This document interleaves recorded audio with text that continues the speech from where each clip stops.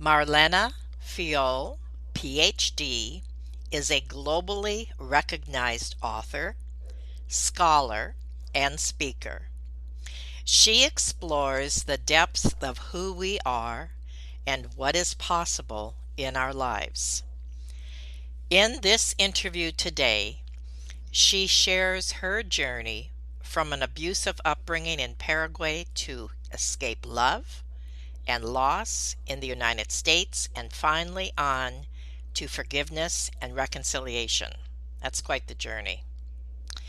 Marlena was physically abused as a child, sexually abused as a teenager, disowned by her father, and banned from participating in her Mennonite church. This all happened before her 18th birthday. And this is just the beginning of her amazing story. Have you ever felt like giving up, quitting, throwing in the towel? Welcome to Never Ever Give Up Hope featuring Carol Graham. She's an author, health coach, and motivational speaker. Backed into a corner multiple times in her life, Carol shares with you stories on how she overcame some of the toughest obstacles a person can go through in life, but refused to give up hope. Rather than admit defeat, an opportunity was presented, and it involves each and every one of you. Carol will feature spectacular guests who will share their messages of hope, encouragement, and their inspiration to prove why life's adversities only make you stronger. And now, welcoming the host of the show, here's Carol Graham. Thank you for joining me today on Never Ever Give Up Hope. I have not only one, but two guests today on the show.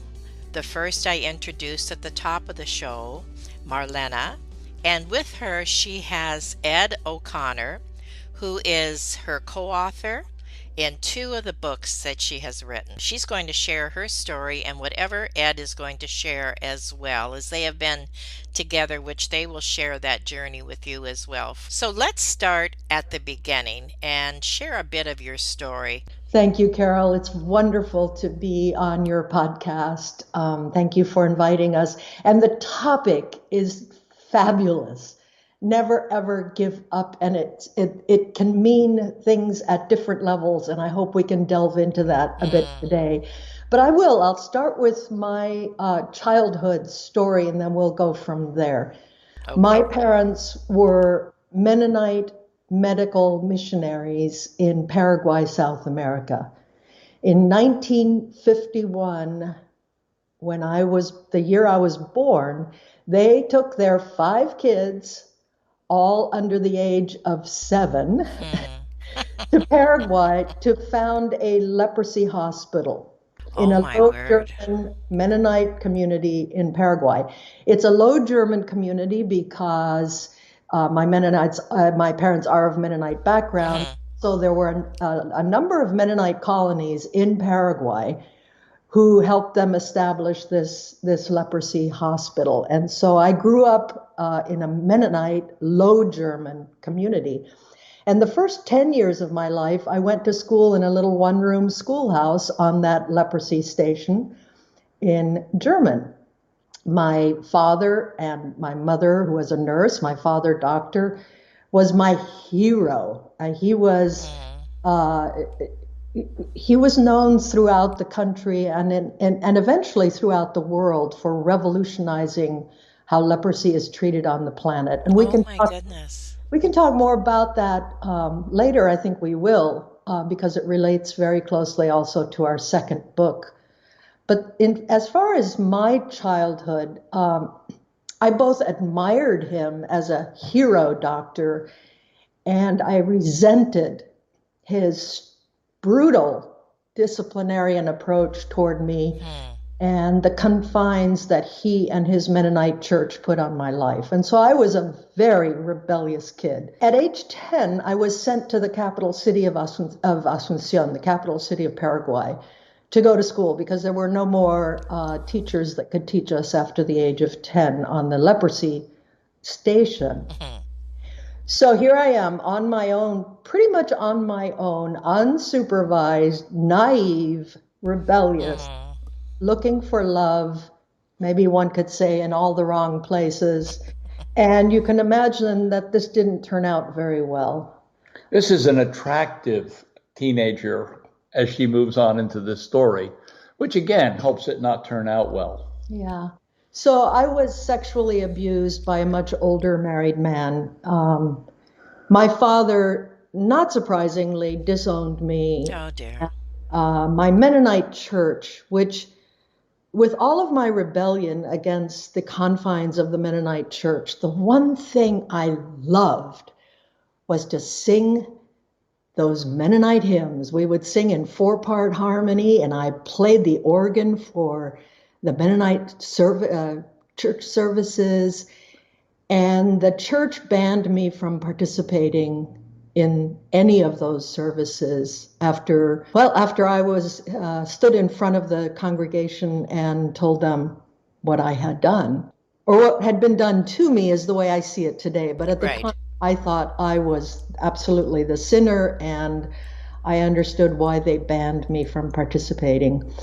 And in my shame, I escaped to the United States. I'd like to stop you there and ask you a question about how, at that age and what you were going through, you dealt with the guilt. I was angry with the world. I was angry with myself. I lashed out against who I was and who everyone around me was. I can only say that I was a very angry person.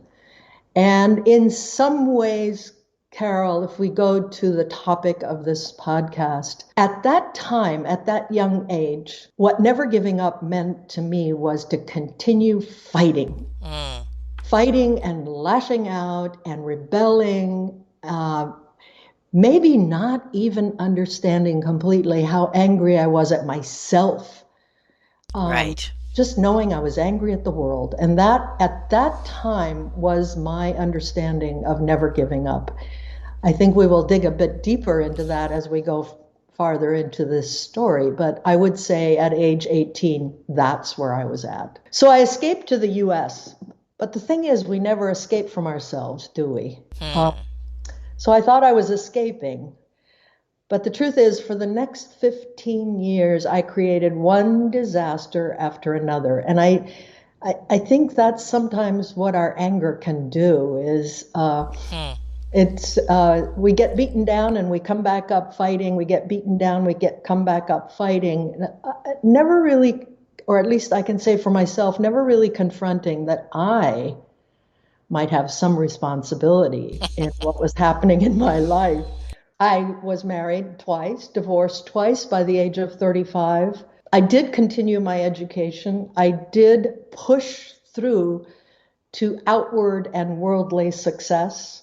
I became a professor and a consultant of strategic management. Eventually, I just one marker of sort of the external success. I was chosen to become a fellow of the Academy of Management, which is a 20,000 member organization of management Hmm. scholars. It's a very elite group that I became a part of. But my inner life was in turmoil, Even at that point. even at that point. So I had all these external markers of success, but I did experience inner turmoil. After the second divorce, my memoir describes how I hit rock bottom, and I talk about it as being brokenness. So the title of my memoir is Nothing Bad Between Us. A Mennonite missionary's daughter finds healing in her brokenness. And people have asked me, what do I mean by broken? And in my case, it was everything was stripped away, even the anger. I was on the Hmm. floor, a heap on the floor, and finally there was nothing. There wasn't even anger left. And at the same time, right about that time, as I was in my mid 30s, my father, who was this strong-willed, determined, stubborn doctor who... They have personalities that are very similar to each other, Marlena and her father. He experienced his version of brokenness. He finally, after pushing his way through barriers that are unbelievable, which we can talk about later in this podcast, to make happen what he did on that leprosy compound and elsewhere in Paraguay, he experienced his own dark night of the soul. And at that intersection of our brokenness, we became vulnerable with each other, and healing between us became possible. Wow.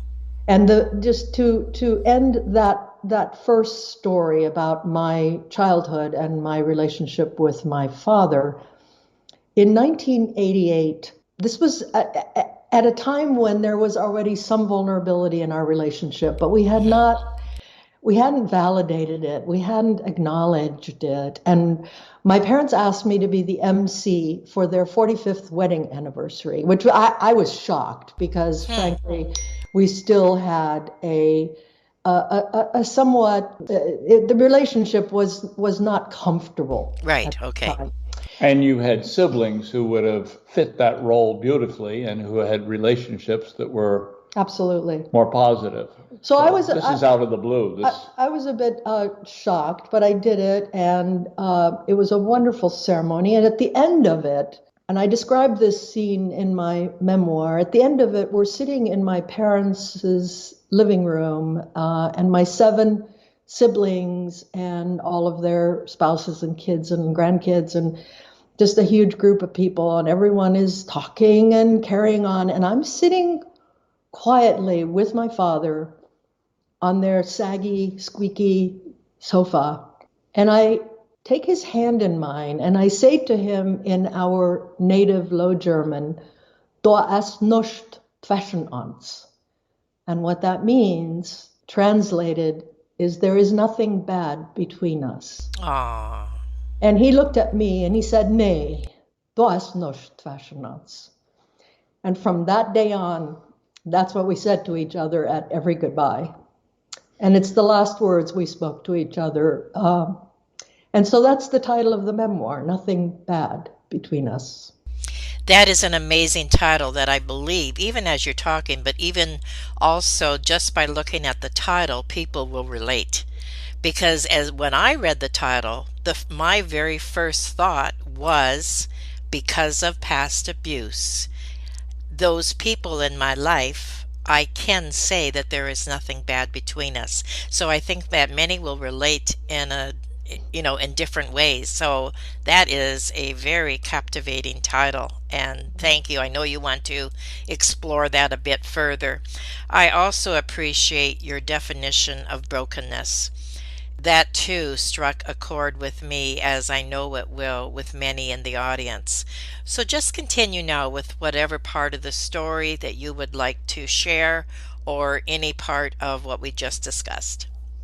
Yeah, I just want to say here, thank you for your comments. And I have been surprised by how many people have come forth and have told me how much they relate to my story. And one of the reasons it surprises me because I grew up in Paraguay. I grew up on a leprosy camp. I grew up in a Low German Mennonite community. All of these should be very strange and foreign. And yet, it's incredible how universal our stories are, no matter how different the settings might be, right? And so and we carry these stories with us. Oh, yes. The thing that I see happening with Marlena is that she put it out so vulnerably in this memoir that it gives other people the courage to step forward and say, yeah, me too, let me tell you. And so connections that have been made as a result of that are remarkable, having taken that first step forward. Also, what about your siblings?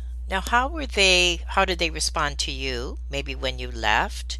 And how did you have a good relationship with them, or were you singled out in the area of abuse, etc.? Just address maybe a couple of those issues there. Yeah, I was probably, as Ed mentioned earlier, most like my father. And so the beatings I got, according to my older siblings, none of them experienced that the way I Hmm. did. And so we had a singularly challenging relationship, my father and I, compared to my siblings. I never knew my siblings very well because, frankly, after the age of around 9 or 10, we were all shipped out different places to go to school. So we didn't really grow up together.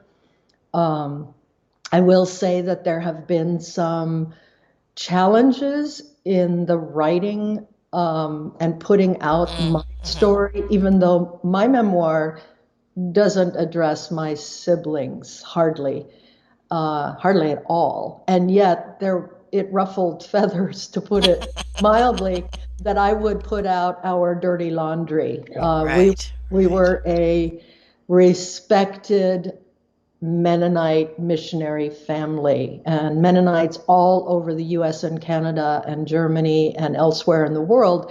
Many, many, many people knew of my parents' work, and I was putting out dirty laundry, and that was not okay. And so I had to look very, very carefully at my motivations and why was I doing this? And it was for ultimate healing for mm, myself and hmm, also potentially for readers that this was important. So it's been a challenging journey in relate, and but they've come around. It's amazing. I have my oh, siblings have, especially since we wrote the second book called, and which we can get a talk about in a moment, but from a very, very challenging beginning when me telling out our dirty secrets, so to speak, was not okay. And they've really come around to understanding how important it is to address some of these right, issues, and that it doesn't take away from the right. incredible things that our parents accomplished, which is takes us right to the second book, which is called. Now, before we go into that, we're going to take a quick 30-second break, and when we come back, we'll be talking more with Marlena and Ed regarding Called. Thank you. Carol Graham would like to show you the path from misery to miraculous triumph in her fast-paced memoir, Battered Hope. She relates her determination to succeed as someone who experienced one horrendous nightmare after another. Gang raped and left for dead, loss of a child, husband falsely imprisoned, and cancer. Nothing could break her tenacity or faith. No matter what you face, heartache, loss, suffering, or injustice, Carol will illustrate how she became a victor the same way you can. The secret is to never, ever give up hope.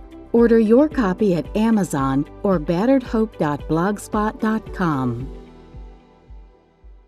With me today, I have Marlena and Ed, and now we're going to talk with both of them regarding the second book because Ed O'Connor was also a co-author. Short story. John and Clara Schmidt, Dr. John and his wife Clara, a nurse, as we've said earlier, were medical missionaries whose their selfless service in Paraguay changed the world. These people went into very, what's the right word? Very difficult conditions. I'll just leave it at It that. was during World War II, Okay. and there were Nazi uprisings in Paraguay when John first showed up there. So that gives you some sense Mm-hmm. of the world they entered into. Well, it's the word John entered into, and then he took his new bride there for their honeymoon a couple of years later. This world is understandable. We look at Mennonites and say, how could they be Nazi supporters, these peace-loving human beings?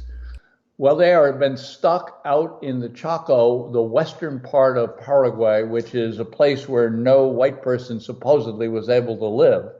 they wound up there because they escaped from Russia and had no place else to go. No other country on the planet would accept them. Really? With all of the illness they brought with them. Oh, okay.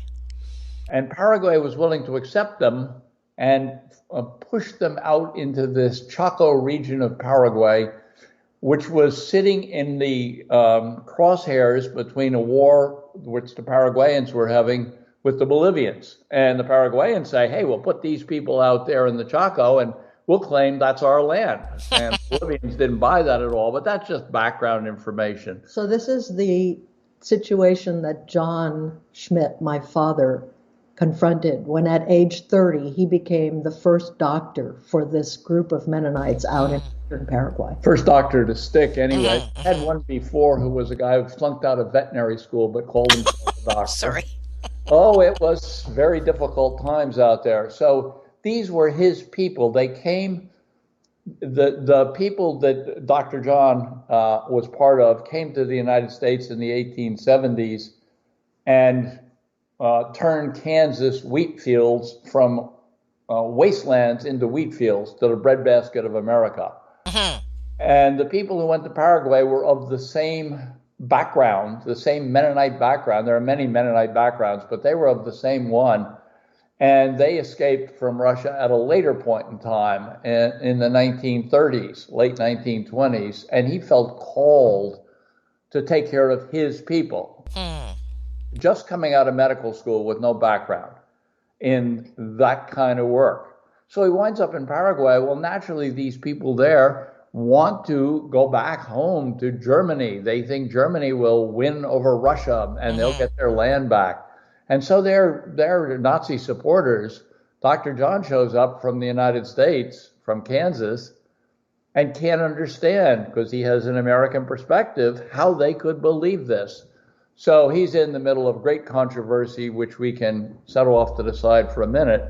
But he and his wife not only take care of the people in these colonies in the remote area of the Chaco in Paraguay, but they actually open and save hospitals, which are still very successfully operating today.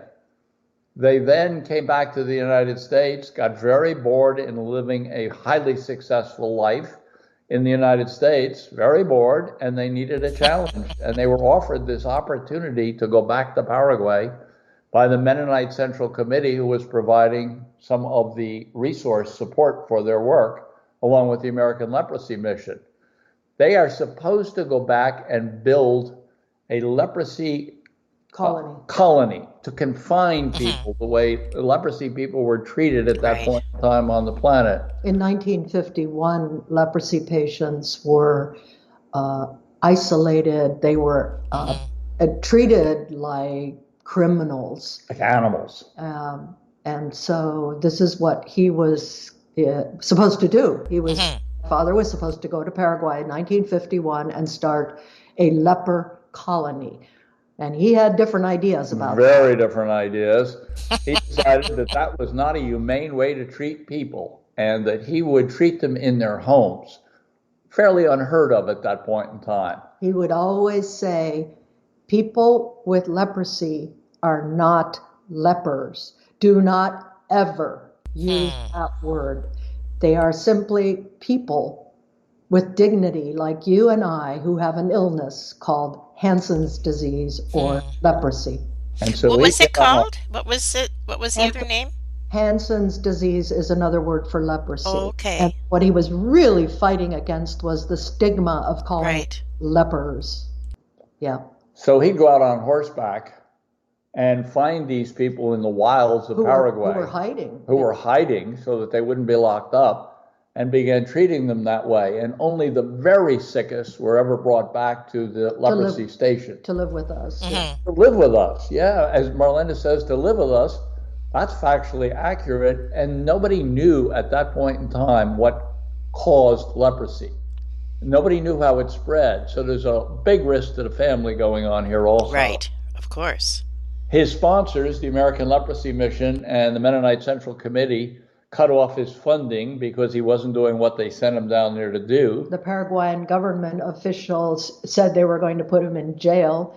He basically confronted obstacles at every juncture. The people who lived in the area, 81 kilometers east of Paraguay, or east of Asunción, east of the capital city, the people in the area did not want leprosy treated in their region for reasons of being very frightened, among other things.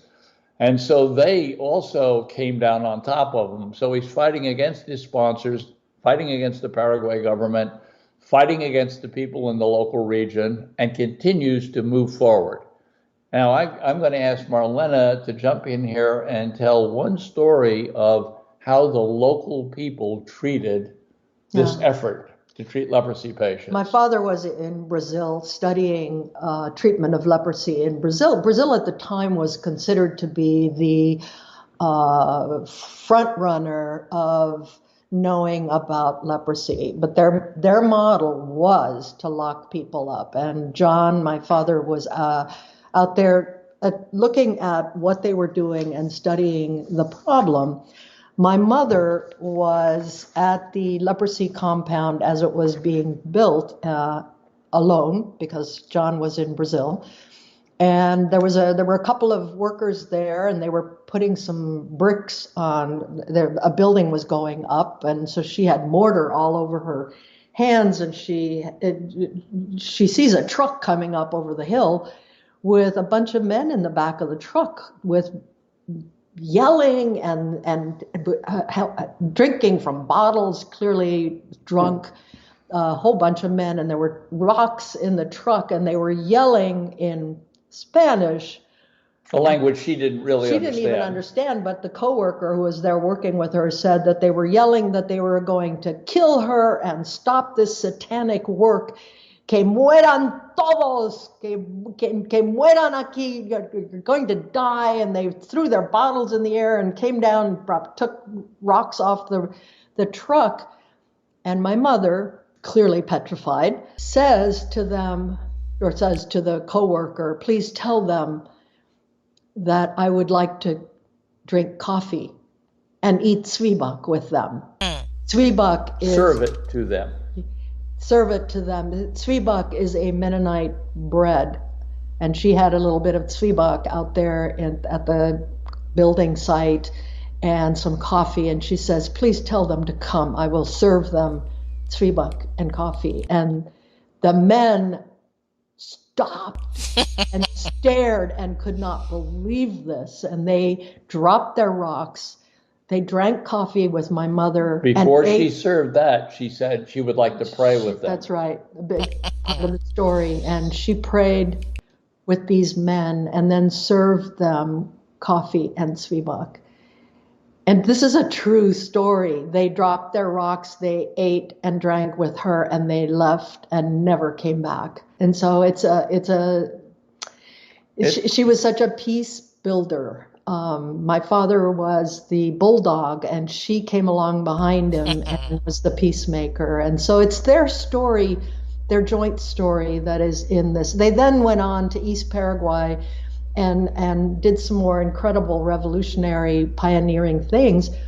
Saved another hospital, put up their own money to build roads so that the community would survive. So built a house so that a doctor could be encouraged to come to replace them there, built his house with their own money and money they got from people in North America.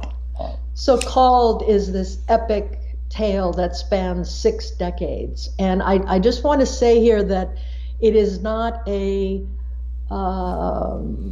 story we made up, or even a story that's based on anecdotes. It's well documented. There are 740 written, documented references on the book's webpage, which is called asaga.com. And so it is 6 decades that are all based on recorded, written documents about the devoted service of these ordinary people who did extraordinary things and changed the world. The American Leprosy Mission has publicly said they were the first, they were the pioneers in treating leprosy in people's homes rather than locking people up. Where did that stigma come from? Well, it dates back to biblical times. Well, that's true. That's If true. you look at the biblical depiction of those with Skin disorders, they were locked up and ostracized. Right. And in some parts of the world it still is the case, but it truly has changed. Leprosy is still exists in the world today, but there are treatments that allow people now to stay in their homes, and it has become the norm. What Dr. John and his wife Clara, my parents, revolutionized and pioneered is now the norm in the treatment of leprosy. And how contagious is it? Has that ever been determined? Yes. It has. At the time in 1951, as Ed already mentioned, people did not know how it spread. Today we know that you have to have a predisposition, Genetic predisposition to begin with to get the disease. So it's not like anyone is going to pick up leprosy. People, however, still are suffering with leprosy in the United States. Yep. Louisiana is the place where they go for care. Really? Huh. Yeah.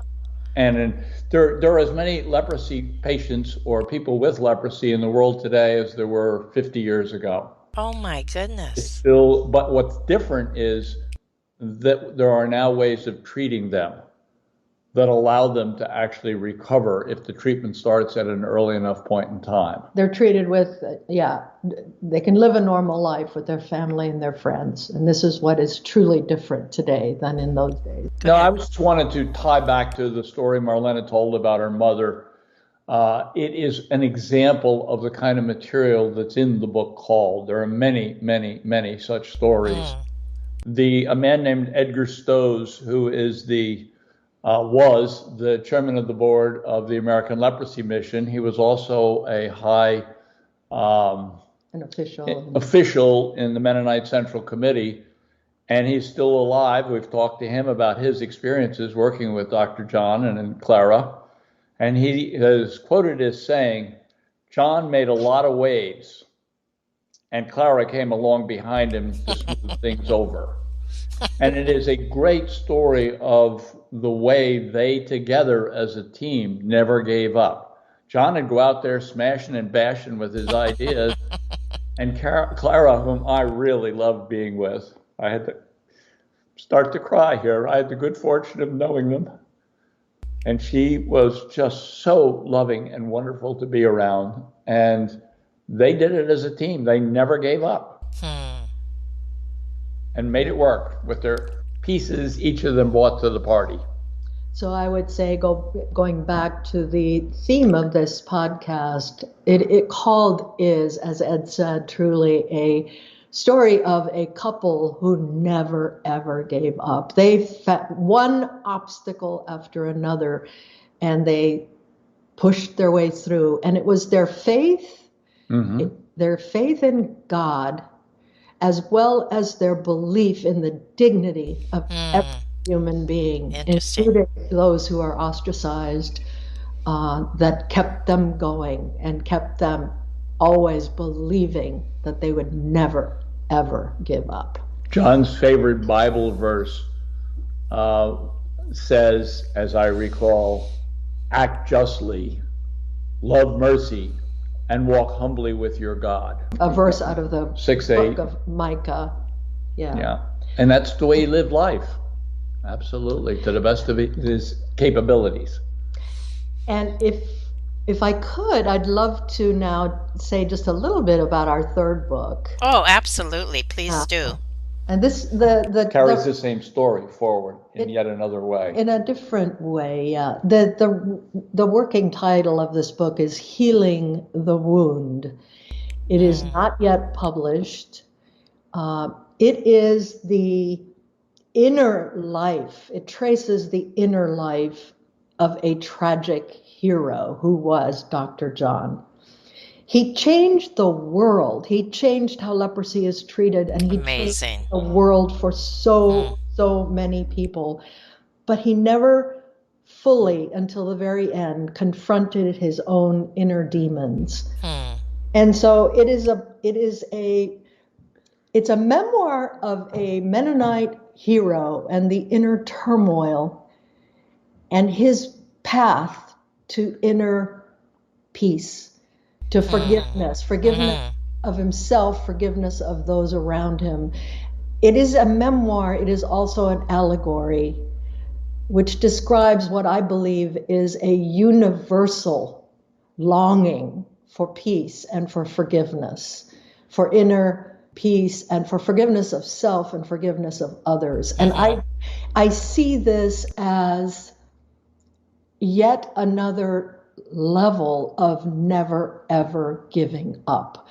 There is the external drive that I experienced as a young person to accomplish great things in the world. There's the external drive to overcome obstacles that my parents relentlessly showed over the course of their lives. That gets us external accomplishments. That's important. And there's another level of never ever giving up, and that has to do with letting go, with awareness, with growing awareness, with a depth of understanding of who we are, and forgiving ourselves for our many foibles and forgiving those around us. And I think that is a level of never giving up that sometimes we miss in our quest to not give up external power and control and success. One thing that you said in the information that you sent me, and I'd like you to expound on this, please, and that is that your mission is to share true stories of survival against all odds. Are you referring here to your books or on another platform? All of the above. Yes and yes. It is surviving against all odds. And I would say that it's beyond survival in terms of economic or external success, but surviving as a whole, forgiving person, surviving at the soul level is what we really come down to, especially in the first and third books. The memoir, my memoir, and what in the end is my father's memoir in Healing the Wound, are books about not only surviving against all, they are stories of survival against all odds. And we have our own personal stories we could get into if you'd like to hear about those of surviving against odds. And I think the deeper story is to get beyond that survival and say, there's something even more meaningful that maybe we are called to do this time around here on Earth. Survival in the first half of life in terms of external measures is very important. But then understanding that there's a need to go deeper and understand something beyond that survival. If we continue to try to play the same game, this is our opinion and one that we can certainly cite other authors on. If we continue to play that same game that we played throughout our early life, which led us to surviving and to economic success and to respect in the communities we are part of, we say, gee, I did pretty well at that. I think I'll do more of that. Eventually, it is at least our experience that it becomes less and less satisfying and that there's another game to play. And letting go of that early game and moving on to a later one was laid out very nicely by Arthur C. Brooks, who's a New York Times columnist that you may be familiar with. And his book was From Strength to Strength. Thank you. I was going to quote the other book that's sitting over here. Going from Role to Soul is the name of another book that talks about the same thing, that you got to move on to another game. And I see so few people actually doing that. We get point. Get addicted to the survival game and play it long after it's no longer relevant. Well, I knew I was good at that one. Let me keep playing. Yeah. Now, is there anything that either one of you or both of you would like to say in summary? My summary comment would be that life continues to provide learning opportunities and that it never, ever ends. We never, ever want to give up on learning and growing and becoming our best selves. And that requires the kind of vulnerability Marlena talked about earlier, I think, with ourselves and with other people. And that's been a challenging piece of the relationship Marlena and I have had for 30 some years at this point in time. We are both fiery characters and we get in each other's faces and we still do it. What happens now is our writing gets better as a result of it. Of course. But what happens now is that we move beyond those fiery moments a lot faster than we used to. If we go back to our early life together, we were fiery and yet we couldn't stay away from each other. And I recall one very distinctive example I will tell the short version of. We just had one of these fiery fights, and I am going out as our consultant to teach a team building session the next day. Now, we can't get along, but I'm going to teach a team building session to other people. And I'm packing my bag and I'm thinking like a 2-year-old, she's going to be sorry. She'll get it through her head when I'm gone. And Marlena does this incredible thing. She comes to me. She was actually at the bottom of a staircase and I was at the top. And she said, Ed, I wasn't listening. What is it you want me to hear? Total vulnerability. Yes. And that moment changed our relationship forever. It wasn't the end of our learning in our relationship. No. Of course. Absolutely. It's an example of needing to grow and learn, and we're still trying. We're still at it. Never give up. Never give up on growing and learning. I think that's the bottom line. And if any of your listeners would like to know more, I assume that you might pass along the website. Oh, absolutely. Yes. And the book has its own webpage as well with a trailer. Yes. And all the references are there and vignettes and photos and So. Absolutely. No, this will be everything will be there on your webpage, and including, the book links and the other social media links, etc. Good. So, and going to marlenafiol.com and subscribing there would give people updates about the release of our latest book. Excellent. Thank you. And I want to thank both of you. There are many words that I could use to describe it, but the one that really seems to come to the forefront is warmth. What you are exuding, to the listener is warmth. And that tells me that not only are you giving the message of never ever giving up hope, but also it comes with hugs. That's the way I can describe it. As I'm listening to the two of you, there is such a warmth, a desire to help others, a desire to build others up, a desire to continue to move forward and to help one another. And your mission is far from over, I am sure. And for sharing today, I thank both of you. Any other thing you want to say? And then we will close. Just want to say thank you so much, Carol, for having us on. It's been absolutely our privilege and pleasure. Thank you for the invitation. Thank you. And remember, never, ever give up hope.